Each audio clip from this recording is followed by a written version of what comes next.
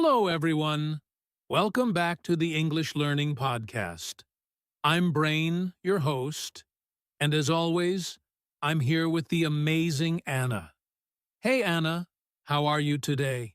Hey Brain, I'm doing great. Thank you. Super excited about today's topic because it's something every English learner struggles with training your brain to actually think in English. What about you? Absolutely. You know, thinking in English is one of the most important steps to speaking fluently.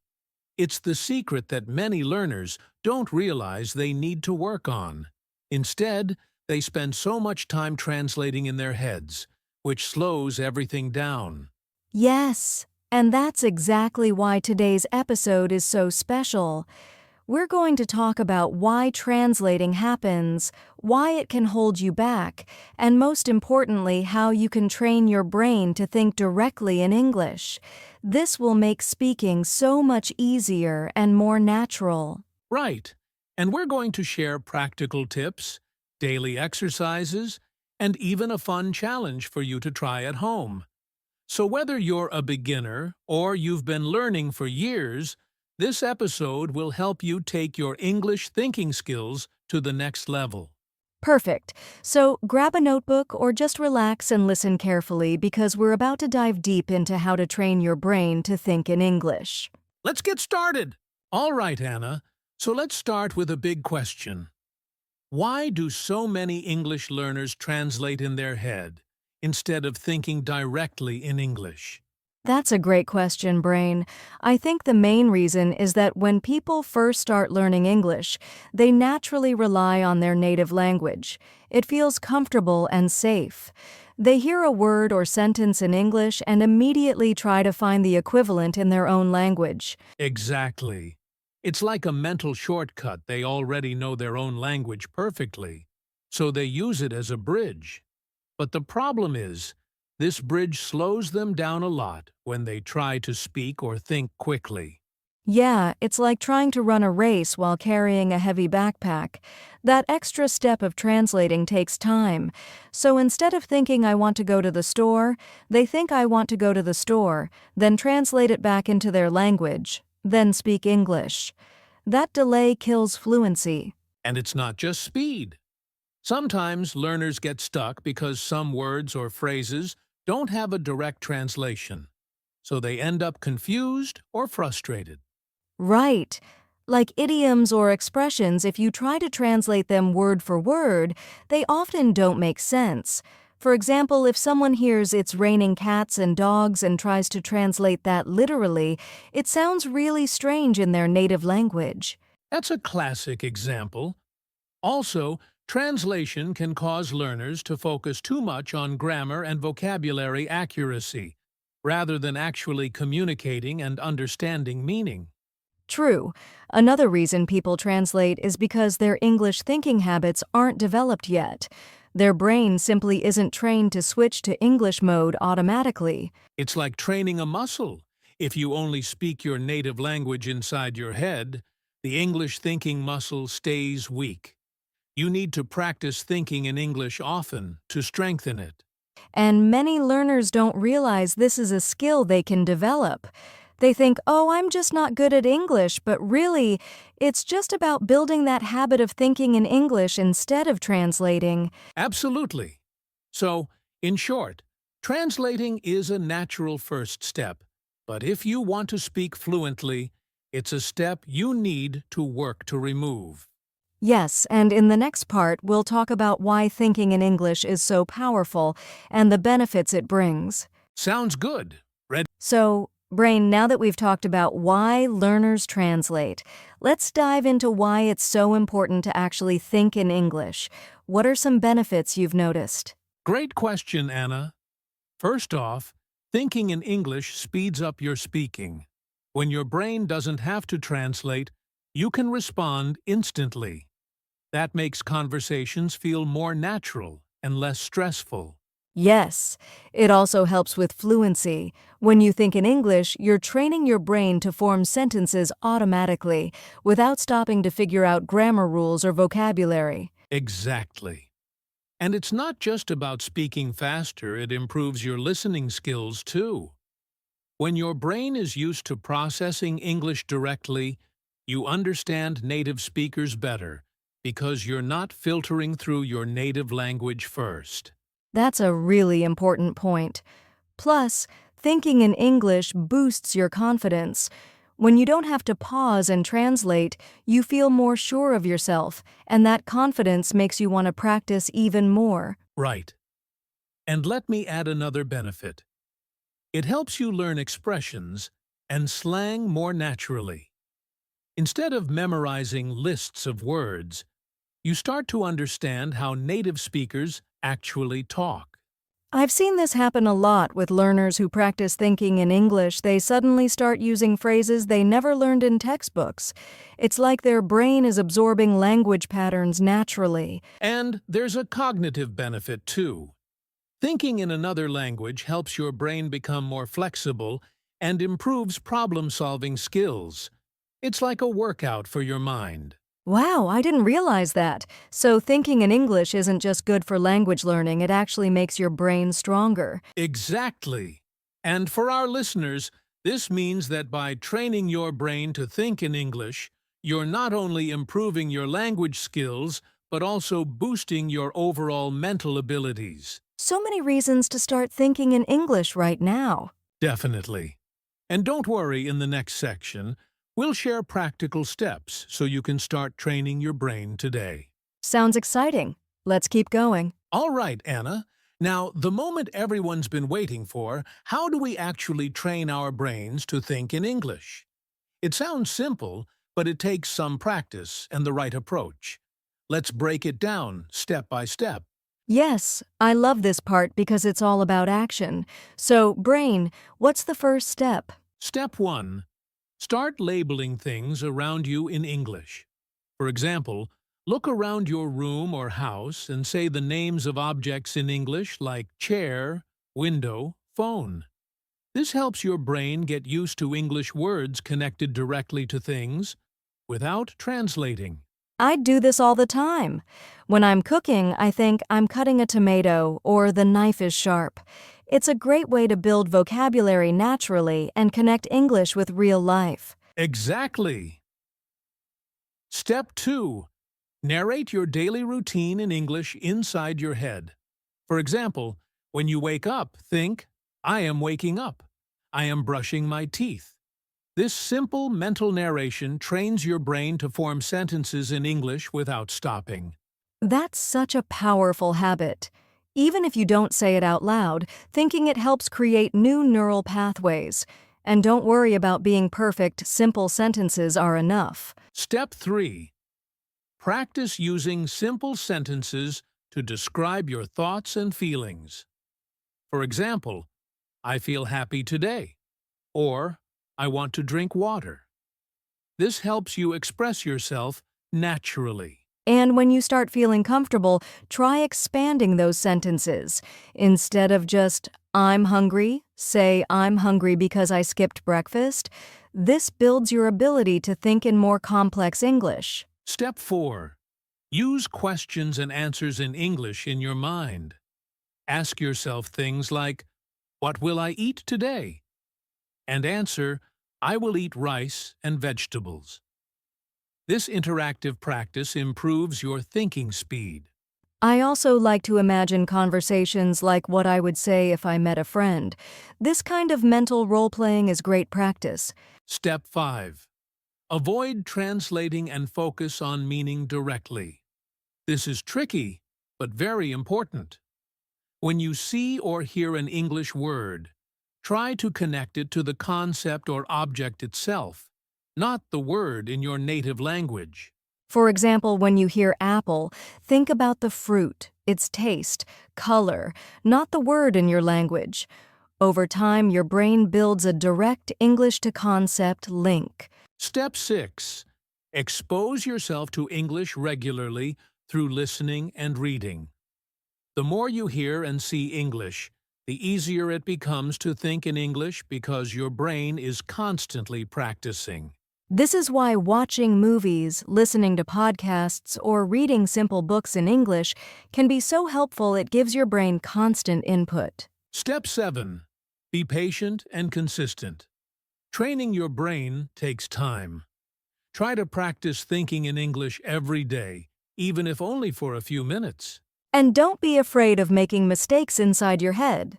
This is your private practice zone, so let your brain experiment freely. Finally, Step 8. Use technology to help. Apps like language learning games, flashcards, or voice assistants can prompt you to think and speak in English regularly. Yeah, and even setting your phone or computer language to English forces your brain to interact with English daily. So those are the 8 steps to train your brain to think in English. Labeling, narrating, describing thoughts, practicing Q&A, avoiding translation, regular exposure, patience, and tech help. It might sound like a lot, but if you add 1 or 2 steps at a time, it becomes easy and natural, and the results are totally worth it. Absolutely. Remember, the goal is to make English your default thinking language.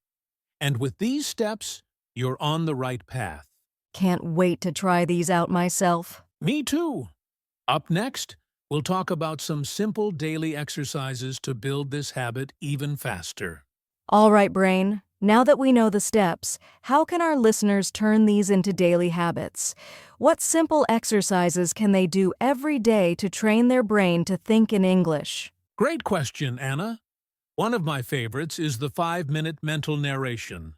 Just spend 5 minutes a day thinking about what you're doing in English, like, I am brushing my teeth, or I'm walking to the market.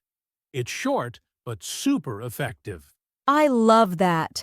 Another one is labeling objects around your home or workplace out loud or in your head, like pointing to your desk and saying desk or computer. This makes your brain connect English words to the real world. Yes, and a third exercise is asking yourself simple questions throughout the day. For example, what will I eat for lunch? Or, what's the weather like today? Then answer in English silently or aloud. For those who want to get a bit more advanced, journaling is fantastic. Write a few sentences about your day in English, even if it's just short phrases. It helps your brain think in English and improves writing skills. Definitely. And if you're nervous about speaking, start by thinking your answers quietly. Then gradually try saying them aloud. The more you practice, the easier it gets. Consistency is key.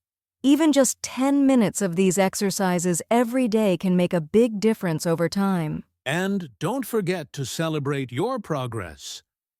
When you catch yourself thinking in English naturally, give yourself a little mental high five.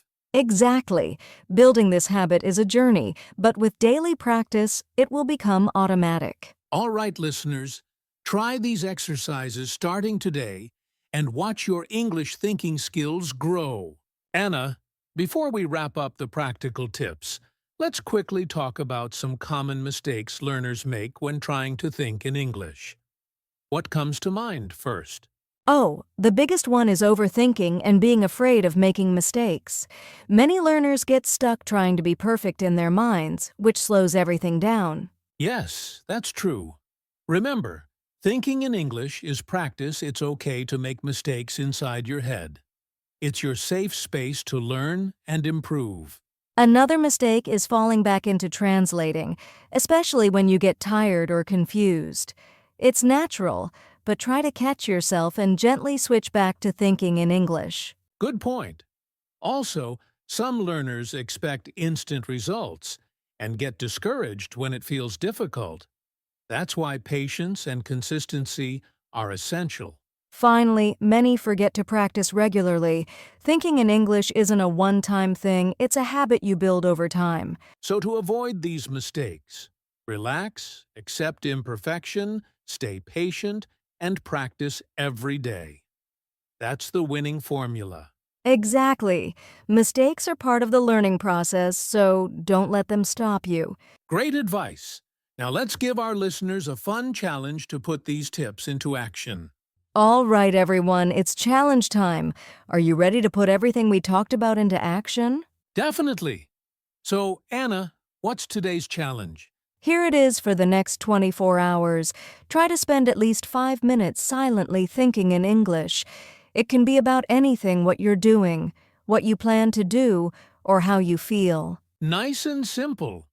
You don't have to speak out loud or write it down, just think in English. If you catch your mind translating, gently remind yourself to switch back. Exactly. And if you want to go a step further, try to describe your surroundings in English in your head, like "I see a blue cup" or "the sun is shining." That's a great way to make thinking in English part of your daily life. Plus, it's fun and completely free.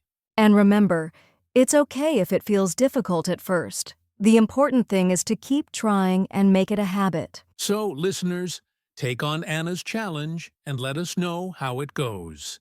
Share your experience in the comments or on social media. We'll be cheering for you every step of the way. All right, time for the next part, keeping motivated and setting realistic expectations.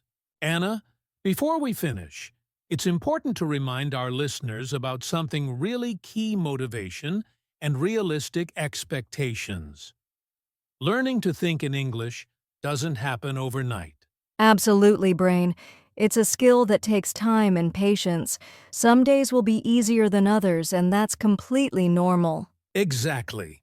If you try to rush or expect perfect results right away, you might feel frustrated and give up. But small, consistent steps lead to big improvements.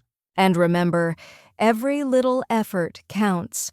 Even just a few minutes of thinking in English each day will help your brain grow stronger and faster. It's also important to celebrate progress, no matter how small. Did you think in English for 1 extra minute today? That's a win. So keep your goals realistic, be kind to yourself, and stay motivated. Learning a new way to think is a journey, and you're on the right path. We believe in you, and we're here to help you every step of the way.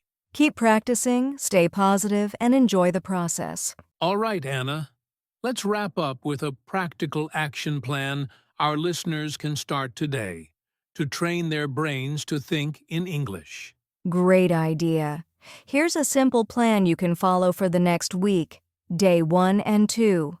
Practice labeling objects around you in English. Day 3 and 4. Narrate your daily activities silently in English, what you're doing step by step. Day 5. Try asking yourself simple questions in English and answer them in your mind. Day 6. Spend time listening to English podcasts, songs, or videos, and try to think along in English. Day 7. Reflect on your progress. Notice when you start thinking in English naturally and celebrate it. That's a manageable plan to build the habit slowly but surely. Remember, consistency is key. Even a few minutes each day make a difference. And don't be discouraged if it feels hard at first. Your brain is rewiring itself, and every effort counts. So start today with day 1 and keep going. Your English thinking skills will improve before you know it. We're cheering for you. Keep practicing and enjoy the journey. And that brings us to the end of today's episode on how to train your brain to think in English. Anna, any final thoughts? Just this: remember, thinking in English is a skill anyone can develop with practice. Take it step by step and don't give up. Exactly. We hope you found today's tips helpful and that you'll start using them right away. The more you practice, the more natural English will feel. If you enjoyed this episode, please like, subscribe, and share it with your friends who are learning English too. And don't forget to leave a comment below telling us how you're training your brain to think in English or any challenges you face. We love hearing from you. Also, check out our other episodes on the English Learning Podcast for more tips and practice ideas. Thanks so much for listening. Keep practicing, stay confident, and we'll see you in the next episode. Bye, everyone. Happy thinking in English.